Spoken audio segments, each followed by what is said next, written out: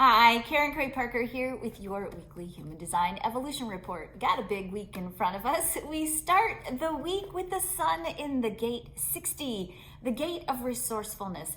This is actually part of energy in the chart that we consider to be mutative or transformational. It brings change. And when we think about change and transformation, built into the process of making change and transformation, we have married to forward momentum the theme of conservatism.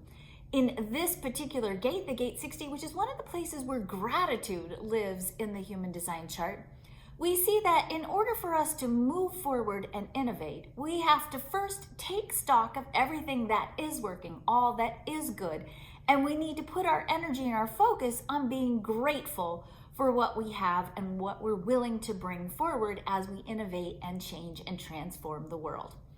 You cannot transform the world in an abundant, sufficient, peaceful, and equitable way if you don't start first with the energy of gratitude. Moral degradation begins when we forget to be grateful for what we have. When we're not grateful, it creates, the energy of lack. And when we live or create from a place of feeling lackful, we start to believe that we are not enough, that we don't have enough, that there is not enough, and we start to make choices that revolve around hoarding and taking more than your share and not conferring upon yourself the sufficiency that you deserve, maybe even taking more than you deserve and holding back from allowing you as well as your divine siblings to be in the divine flow of sufficiency and abundance. We can't create peace in the world if we are not practicing gratitude. Not only that, research shows that people who are grateful live longer. They're healthier. You have less wrinkles, so you look younger. So work on your gratitude practice. Certainly one of the things I want to explore with you this week is we move on Wednesday with the sun moving into the Gate 41. We leave gratitude behind on Wednesday. The Gate 41 marks the beginning of the human design new year, not the calendar new year.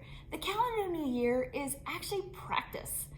If you feel like along the way of the first couple of weeks of the year, you haven't made your goals, you are already failing, maybe you're already not going to the gym, it's okay. The first 3 weeks are practice.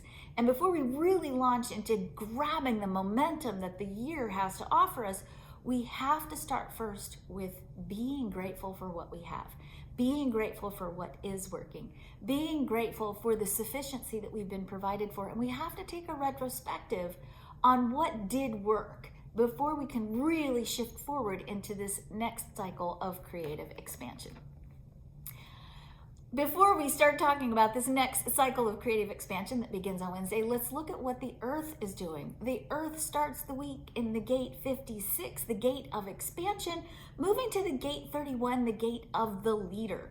When we stay in a state of gratitude, we expand the story that we're living in.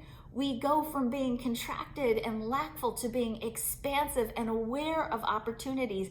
And because that pushes us ultimately in Wednesday into leadership energy, not only are we able to craft a personal story that expands what we're willing to allow and create for ourselves, we begin to, by virtue of occupying this energy of gratitude and expansion, begin to lead others into being able to do the same. Truth is, gratitude makes you happy, and science shows that happiness is contagious. In fact, it's so contagious that if you live next door to a happy person, your chances of being happy go up by 40%. Think about it. You could be impacting your entire neighborhood, making your whole world happier simply by adopting a practice of gratitude. And as I said, you'll need less wrinkle creams, right? Okay. On Wednesday, the sun moves into the Gate 41, beginning the human design new year. The Gate 41 is the gate of imagination. Everything in our reality, in your personal world, started first from imagination. If you can begin to imagine new possibilities for your life, for yourself, for the world, the fact that your brain, which is a physical phenomenon, your brain is already a collapsed quantum potential. The fact that your brain can begin to interpret an inspiration into imagination.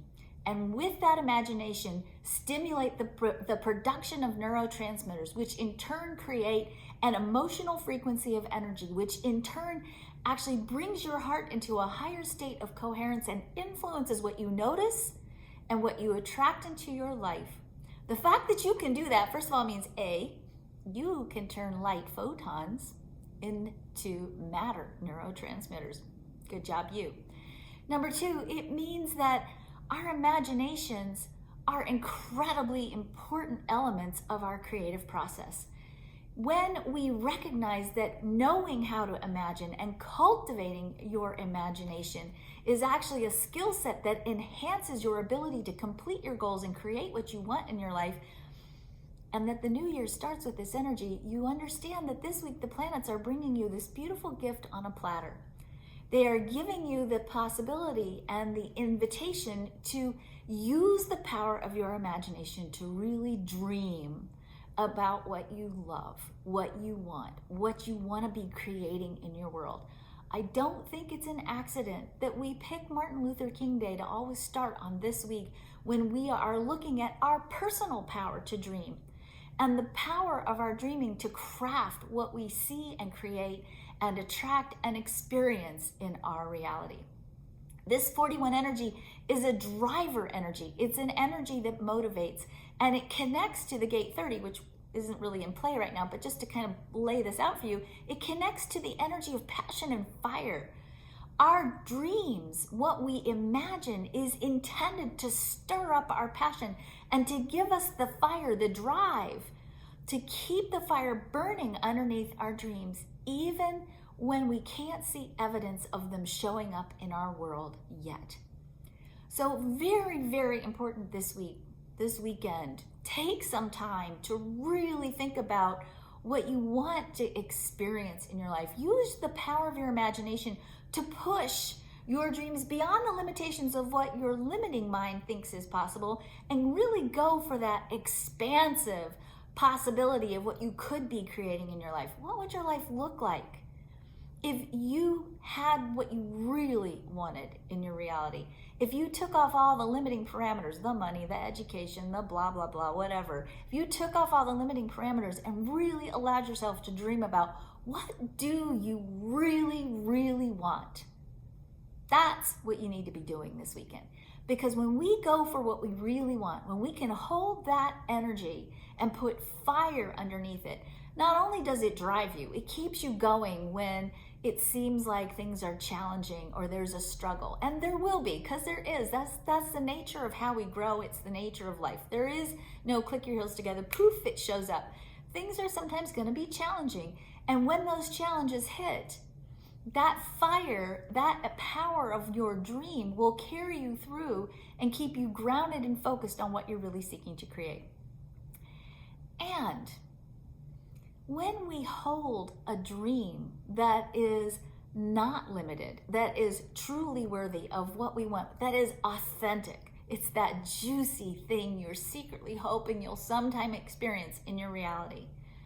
When we dream big enough, we keep our mojo going. It's interestingly ironic that when we dream too small, we lose our connection to our dream. We actually can burn out on it because we're bored and it doesn't have the fire to sustain us and it doesn't drive us. So give yourself permission this week to think big, to dream big, and to use the power of that dreaming to really anchor yourself in a vision of what's truly possible for your life, what you really, really genuinely want from the heart of who you are. That's it. That's your marching orders for this week. Have a great week. Don't forget, in the cosmic perspective of things, that you are a cosmic once-in-a-lifetime event and you deserve to have your dreams come true. Have a great one.